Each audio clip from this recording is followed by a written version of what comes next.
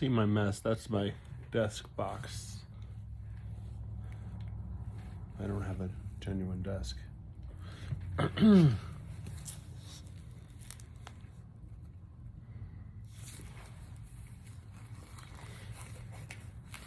Chapter 3, A Letter from Tish.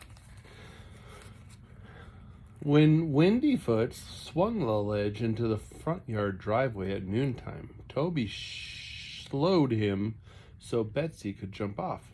She ran for the side kitchen door, her pigtails flapping. He unharnessed by the woodshed and led Windy across the barnyard to the stable. When he had rubbed the pony down and fed him, he started toward the stable door. But at that moment, Betsy burst in. "Toby, guess what?" "What?" "Letter from Tish," she cried, her cheeks flushed with joy. "Mailman just came." 2 words, mailman. "Just came. Hurry up." Toby's heart did a backflip. "Oh boy, where is it?" "In the kitchen." "The mailman must have been late on account of the snow," Toby said, trying to sound matter of fact, but his voice shot high with excitement. Johnny, rushing across the barnyard, fell flat on his face by the stable door and arose in a fury, spitting snow. "My legs are too short," he complained bitterly. And then he beamed. "Toby, you got a letter from Tish. Come on." Dad and Cliff were washing up in the kitchen, and Mom was frying red flannel hash. Her leafy hair was curling toward all parts of the compass as usual. "Toby, there's a letter for you on the windowsill by the geraniums." "Thanks, Mom." Betsy and Johnny rushed with him. He sat down in the Boston rocker by the window, and Johnny piled into his lap. "What's it say, Toby? What's it say?" Johnny banged his head against Toby's collarbone. "Wait until I get it open." He tore at the envelope with eager fingers. Betsy breathed heavily. "Hurry up, Toby." He read the letter quickly. "Oh boy, oh gosh." Betsy shook his knee. "Read it to us, Toby." "All right, sit still, Johnny." The letter was quite long. "Dear Toby, this letter is to invite you and Betsy and Johnny to visit Jerry and Billy Blue and me for Easter Sunday and Easter vacation. I hope you can all come. It will be grand fun. We can ride the horses, and Johnny and Bets can take turns riding jigs. And I can show you our farm. I miss you all a lot. Jerry has written your mother and father asking them and Cliff to come too, if they can get away. I hope they can.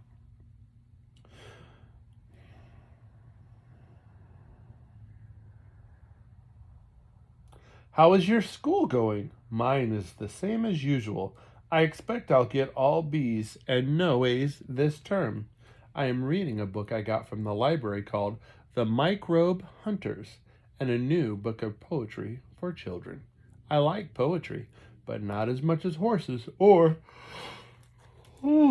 as much as medicine. Tell Betsy that Matilda, her doll, is invited too, and tell Johnny to make me up a song for Easter. Write soon. Love you all. Your friend, Letitia Burnham. P.S. If you don't come, I'll never speak to you again. Exclamation point. Exclamation point. Question mark, question mark, question mark. Exclamation point. Their eyes sparkling, Betsy and Johnny whooped. Johnny pounded Toby's chest and yelled, "Tish's house!" Betsy gasped, "Can we go? Can we go?" Toby put the letter in his pocket.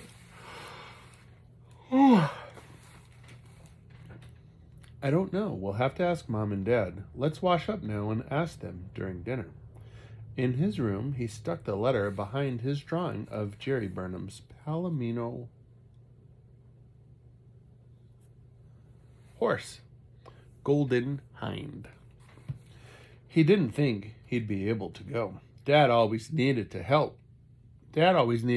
help during vacations, but Bets and Johnny could be put on the train and Tish could get them off at her end downstate. He sighed deeply, slid down the banister, and entering the dining room, Johnny and Betsy looked as if they were going to explode. But they sat quietly, waiting for him to ask the tremendously important question. When everybody had been served to red flannel hash with all its meat and vegetables and 2 hot bran muffins, Toby said, I think they mean T-O-O. They wrote T-O. 2 hot bran muffins. I don't know what's too hot. How can a muffin be too hot? And 2 hot bran muffins, maybe. Toby said, Dad? Mom? Dad looked up. Whatever it is, let's eat first. Toby, I'm starved, and you young ones ought to be too after this morning. Mom smiled. Oh, it can wait, can't it, Toby? I guess so, he answered slowly, watching Betsy's distress and Johnny's fidgets. Then he discovered that he, too, was famished. When they were eating the spiced pears and the crooked river sponge cake for dessert, Dad startled him. Well, Toby, what's the excitement? Oh, Dad, Tish has invited us kids down to the Burnham farm for Easter. She said Jerry has written you and Mom, too. Yes, we heard from Jerry this morning. Gosh, Dad, to his chagrin, he heard Betsy's spoon clatter in her dish, while Johnny's spoon disappeared under the table. Lost something? Johnny slid after the spoon. I guess she's kind of lonesome, Toby told Mom. And we miss her, don't we? Oh my, yes, came Johnny's chirp. Oh, from under the table. Lost something? We miss her something awful. Get out from under there, Johnny, said Mom, and go get yourself another spoon. When is Easter this year anyhow? I can't remember dates. April 9th, said Betsy. Does the sun really dance on Easter Sunday? Johnny wanted to know, returning with a clean spoon. Did you ever see the sun dance, Cliff? Can't say as I ever did, said Cliff solemnly. Did you, Mom? Yes. When I looked at it, Mom answered. You said last year that you saw it yourself. I did, said Johnny, and this year I'll see 2 suns dancing. If it doesn't rain, said Betsy practically. It can't rain, I won't let it, said Johnny smugly and took a huge bite of sponge cake. What's today? Mom looked vaguely up the table at Dad. Saturday, March 11th, grinned Dad. Where have you been all day? Scalding sugar mold, said Mom, wrinkling her nose at him, among numerous other chores. I think it would be all right for the children to go, don't you? Toby didn't breathe. For Easter Sunday. Anyway, said Dad, and the 3 children yelled with delight. I'll put them on the train on Easter Sunday, said Dad, and we'll expect them back on the Tuesday evening train. I'll need Toby's help the rest of vacation. All right, kids? Oh, yes, Dad, they cried together and looked at each other and broke into giggles. But how about you and Mom and Cliff? Toby asked. Can't you go too? Dad shook his head. Wish we could. Too much work. And did it ever occur to you, he asked, that perhaps sometime, once in 1,000 years, your mother and I might like a couple of days to ourselves without you young ones underfoot? Gosh, no. Toby was surprised and shocked. Johnny's lips turned downward. Don't you like us anymore?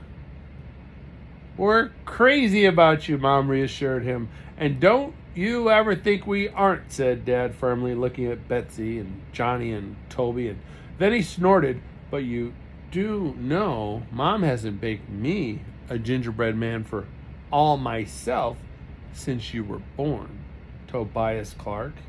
And as for one little apple pie, little, exclaimed Mom, that kind of pie you want and it disappears in nothing flat is double-sized deep dish apple pie. I've never heard of it personally. Have to keep my strength up, said Dad, grinning. Johnny had better not come up to the woods this afternoon, Dad, Toby said. I got him all tired out this morning. I want to, howled Johnny, and I am not either tired out. We'll go for a sleigh ride up to the village with Jake, said Mom, and I have some shopping to do. How's that, Johnny? The little boy decided in favor of the sleigh ride with Jake and the family driving horse.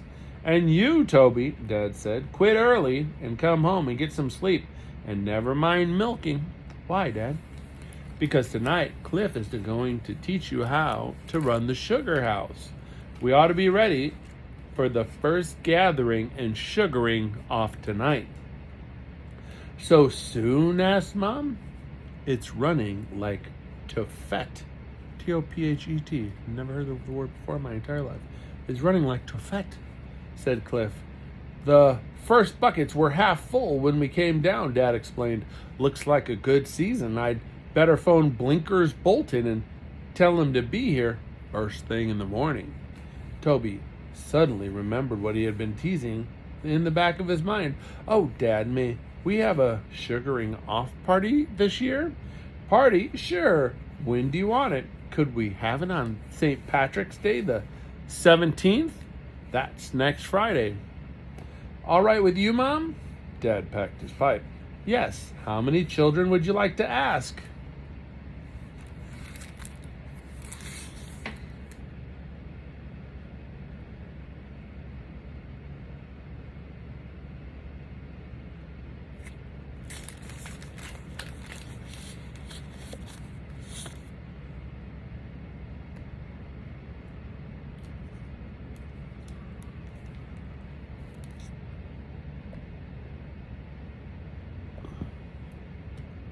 I think that's a copyright symbol.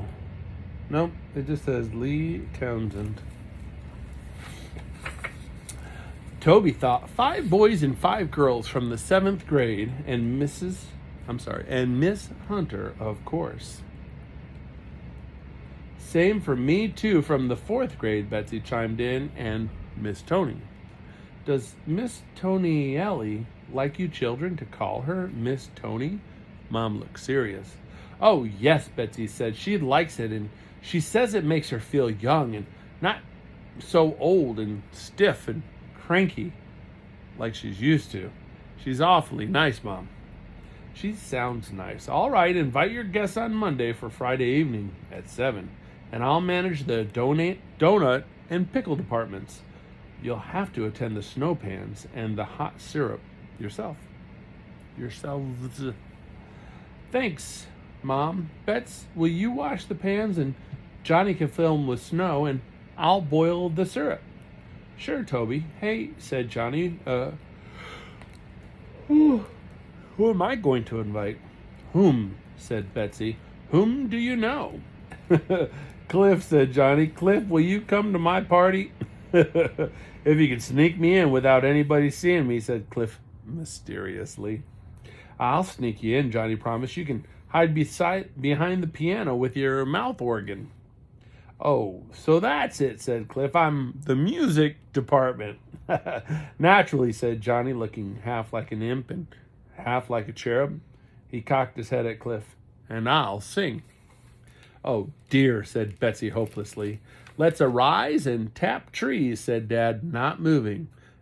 Bets asked everybody, can Chris come to the party? Oh, for gosh sakes, no, Toby said emphatically. You want to make him sick again? I wouldn't feed him anything, Bets protested. I just want to show him off. Well, show him off, but no donuts or pickles or syrup. Toby looked sternly at his little sister, and no gumdrops. Betsy smiled at him sideways. I'll put his Sunday go-to-meeting blue neck ribbon on, she said, and he'll be the prettiest calf in the Easter parade. Toby strangled a yelp. I'll bet he will at that. Dad pushed back his chair. To work, to maple syrup. To maple, to syrup, To Windyfoot, Toby jumped up. I think I'll bring Windy to the party too.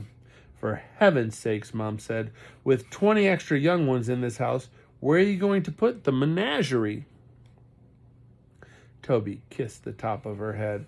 Don't you worry, Mom. I have an idea. Oh, glory, said Mom, laughing up at him. Another one? That was chapter 3.